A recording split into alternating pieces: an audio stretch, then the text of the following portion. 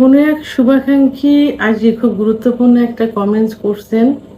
আমার বয়স 21 বছর 2 মাস, অর্থাৎ 21 বছর 2 মাস। আমি কখনো যৌন মিলন করি নাই, কারণ আমার লিঙ্গ অনেকটা ছোট।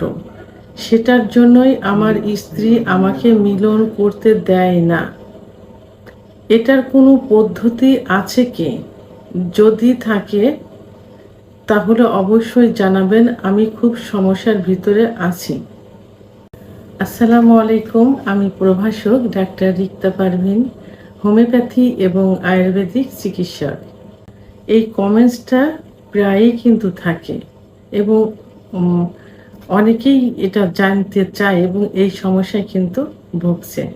কেউ বলে, কেউ বলতে চায় না, লজ্জা পায় ইত্যাদি। অর্থাৎ তার কথায় এটাই বোঝা যাচ্ছে যে তার বয়স 21 বছর। সে ভয়ে কোনো যৌন মিলন করেনি, বিয়ের পরে স্ত্রীর সঙ্গে যৌন মিলন করেনি, কারণ তার লিঙ্গ অনেক ছোট। এখন এই ছোট লিঙ্গ দিয়ে সে স্ত্রীকে সুখ দিতে পারবে কিনা সেই পদ্ধতিটাই জানতে চেয়েছেন। ধন্যবাদ অনেক সুন্দর একটা কমেন্ট করার জন্য। তো বাংলাদেশ সহ এশিয়া মহাদেশের পুরুষের লিঙ্গের গড় সাইজ 6.2 ইঞ্চি।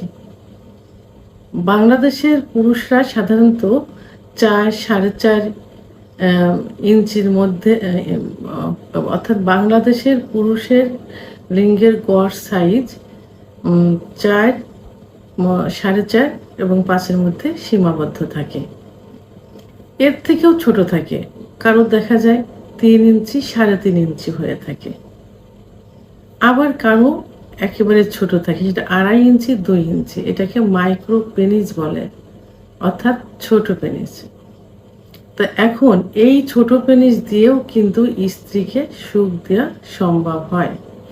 আমাদের প্রথমে জানতে হবে যে স্ত্রীদের যোনিপথের কোন জায়গা জি স্পট জায়গা থাকে, অর্থাৎ সুখের বিশেষ একটা জায়গা থাকে যেখানে স্পর্শ করলে মেয়েরা খুব দ্রুত সেক্স উত্তেজনায় উত্তেজিত হয় এবং সহজে বীর্যপাত হয়। এই জি স্পট জায়গাটা যারা একটু বেটে মেয়ে থাকে তাদের 1.5 থেকে 2 ইঞ্চির মধ্যে সীমাবদ্ধ থাকে। যোনির মুখ থেকে ভিতরে 1.5 থেকে 2 ইঞ্চি। আর যারা লম্বা থাকে তাদের 2 থেকে 2.5 ইঞ্চির মধ্যে সীমাবদ্ধ থাকে যোনির মুখ থেকে। এবং এর অবস্থানটা কোথায় থাকে? এর অবস্থান থাকে যোনির ভিতরে উপরের দিকে, প্রসাবের জায়গা ঠিক নিচ বরাবর থাকে, অর্থাৎ নিচেই থাকে রেকটাম বা মলদ্বার, দুই পাশে থাই বা রান থাকে, তার উপরে যে প্রসাবের যে জায়গা থাকে তার ঠিক নিচ বরাবর এই জি স্পট জায়গাটা থাকে। তা এখন গড়ে হলো 1.5 থেকে 2.5 ইঞ্চির মধ্যে কিন্তু স্ত্রীদের সুখের স্থান জি স্পট জায়গাটা থাকে, যেখানে পুরুষের পুল্লিঙ্গ স্পর্শ করলে, সংঘর্ষ করলে বীর্যপাত হয়। তাহলে এই যে 2.5 ইঞ্চি 2 ইঞ্চি লিঙ্গ দিয়েও কিন্তু স্ত্রীকে সুখ দেওয়া সম্ভব। কিভাবে করতে হবে? একটু টেকনিক অবলম্বন করতে হবে। যখন সহবাস করবেন এই মাইক্রোপেনিসের পুরুষ, তখন তার লিঙ্গটা নিচের দিকে ধাবিত না করে, অর্থাৎ রেকটামের দিকে ধাবিত না করে উপরের দিকে, অর্থাৎ প্রসাবের নালীর উপরের দিকে, অর্থাৎ যোনির ভিতরে উপরের দিকে ওয়ালে ধাবিত করতে হবে, অর্থাৎ সেখানে ঘর্ষণ করতে হবে। তাহলে 1.5 ইঞ্চি 2 ইঞ্চি 2 ইঞ্চি 2.5 ইঞ্চি লিঙ্গ দিয়েও কিন্তু স্ত্রীকে সুখ দেওয়া যাবে। উপরের দিকে ধাবিত করে কয়েকবার ঘর্ষণ দিতে হবে এবং স্ত্রীকে পর্যাপ্ত আদর করতে, অর্থাৎ ফোর পেলে করতে হবে। এই টেকনিকটা হলো সহবাসের পূর্বে স্ত্রীকে প্রচণ্ড ফোর পেলে করতে হবে, অর্থাৎ আদর করতে হবে। আদর করার কিছু কিছু জায়গা আছে যে জায়গায় স্পর্শ করলে স্ত্রীরা খুব সহজেই উত্তেজিত হয় এবং অর্গাজম হয়। তা এখন মাইগো প্রিন্সের এই পুরুষেরা স্ত্রীকে এত পরিমাণে ফোরফেলে করবে যেন 2-3 বার অর্গাজম হয়, অর্থাৎ কামরাজ বেরিয়ে যায়। তখন স্ত্রী নিজেই বলবে যে এখন তুমি সহবাসে আসতে পারো। তখন কি করবেন? তখন সহবাস শুরু করে লিঙ্গটা নিচের দিকে ধাবিত না করে উপরের দিকে ধাবিত করে ঘর্ষণ করতে থাকবে এবং সহবাস চলাকালীন অবস্থায় স্ত্রীকে ফোরফেলে করতে হবে।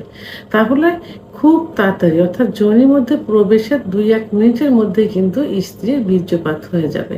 এই টেকনিকটা অবশ্যই অবলম্বন করতে হবে। এবং যাদের পেনিস 2 ইঞ্চি তারা কি করবেন?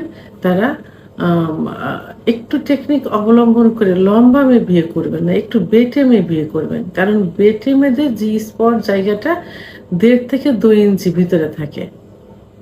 আর যাদের 2 থেকে 2.5 ইঞ্চি পেনিস থাকে তারা আপনারা মিডিয়াম সাইজের মেয়েদের বিয়ে করতে পারেন, কারণ 2.5 ইঞ্চির উপরে কিন্তু জি স্পট জায়গা থাকে না। তাহলে এখন এই শুভাকাঙ্ক্ষী, আমার ছোট্ট এই শুভাকাঙ্ক্ষী সহ সবার উদ্দেশ্যে, যারা এই সমস্যায় ভুগছেন সবার উদ্দেশ্যে বলছি, আপনাদের লিঙ্গ যদি ছোট থাকে অর্থাৎ মাইক্রোপেনিস হয়, আপনারা চিন্তিত হবে না, শুধুমাত্র একটু টেকনিক অবলম্বন করবেন। সেটা কি? স্ত্রীকে পর্যাপ্ত ফোরফেলে করে উত্তেজিত করে সহবাসে লিপ্ত হবেন, লিঙ্গকে নিচের দিকে ধাবিত না করে উপরের দিকে ধাবিত করে, এবং সেখানে ঘর্ষণ করবেন। সে মিলনে যাওয়ার পরেও স্ত্রীকে পর্যাপ্ত ফোরফেলে করবেন। এই কিছু টেকনিক অবলম্বন করলে খুব দ্রুত স্ত্রী বীর্যপাত হয়ে যাবে। ভিডিওটি সম্পর্কে যদি কোনো মতামত থেকে থাকে অবশ্যই কমেন্টসের মাধ্যমে জানাবেন। আর ভিডিওটি ভালো লাগলে লাইক, কমেন্ট, সাবস্ক্রাইব করে আমার সঙ্গে থাকুন। আল্লাহ হাফেজ।